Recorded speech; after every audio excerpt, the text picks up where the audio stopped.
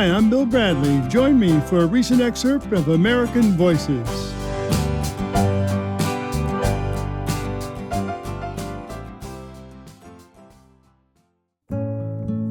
Here on American Voices, we celebrate all that America has to offer. So after hearing from people who do wonderful things and people's life stories, we want to also celebrate the land. So each week, we invite authors to talk about a favorite place in America. This time we hear from Amor Towles. His recent book is A Gentleman in Moscow.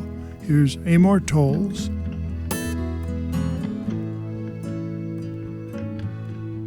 My name is Amor Towles, and one of my favorite places in the world is a small town on Fire Island off the coast of Long Island. You know, I'm not going to mention, let's call it Beach Town, USA.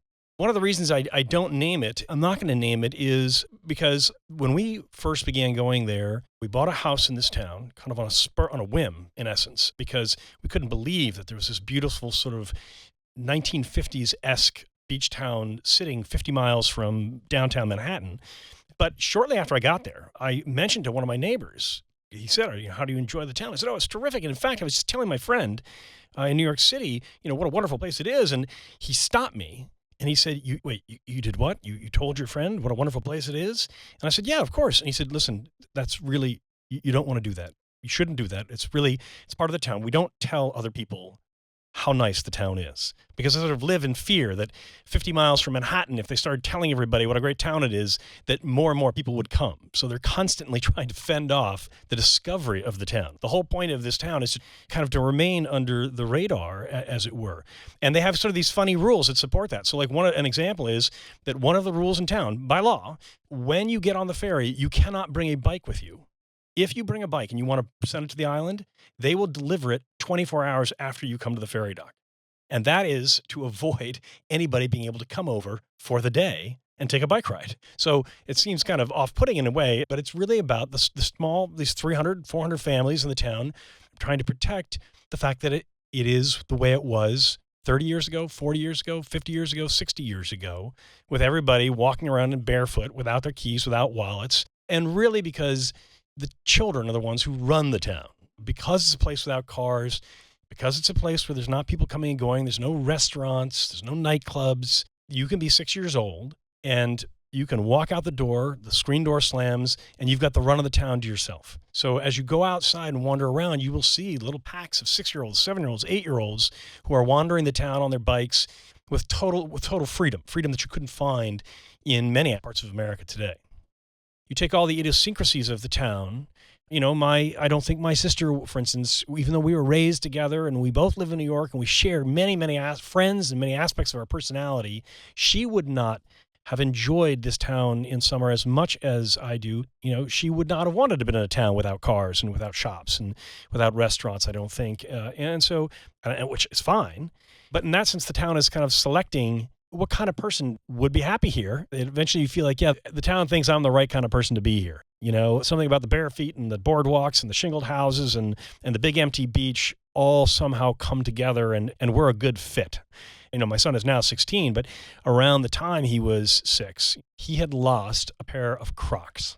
And my wife said, Stokely, you're old enough, maybe he was 7, 8 at this point, you're old enough that you should be able to keep track of your own shoes. If you lose the Crocs, again, you're going to have to use your allowance in order to buy them yourself. And so it's the end of the summer. We've got, maybe 3 hours until the ferry comes or something like that. And my wife says, oh, Stokely, you're all packed, but, where are your Crocs? And he looks at you like, uh-oh, Mom, oh, Dad.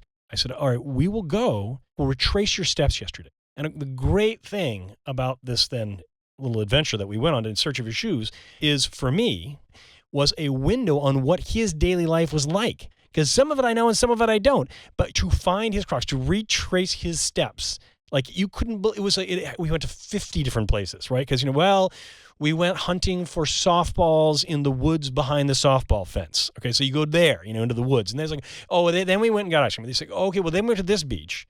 But then later we went to that beach, and then we went back to this part of the beach. You're kind of like, okay, and then we found that we were crabbing on the dock, and it's like, oh my God, it's endless. In the course of whatever it was, 8 hours, 12 hours, he had been to 100 different places with, different people. And so literally we were going onto the ferry dock to meet the ferry, and there in the middle of the dock is one croc sitting right in the middle of the dock. And my son is like, that's one of my shoes. There it is. And he suddenly turns to me and he says, Dad, I've got a question. I said, yeah, so what? He says, since we found one of the crocs, do I only have to pay for half of the crocs? Good question, right? But yeah, so my point being that, I think that any time that as a youth you have that kind of freedom, where in the course of a day you're going to go to 100 places and you go from crabbing to softball hunting to, getting ice cream with your friends, there's no question that's going to be something you will remember your whole life. And so as a parent, it's very nice to sort of be able to present to your child the opportunity to, live a day like that, to live in essence like Tom Sawyer, even for a few weeks in the summer. We had our last summer in this town 2 years ago. We've moved on. So it's very, very sad for me. It was very bittersweet to realize that, okay, the realities of your family and of your life are going to make you then move on. So maybe that makes the place even more precious to me in that sense, because I know that we had it as a family for this, 15, 16 years, and that I don't get to appreciate it on a daily basis in the way that I used to.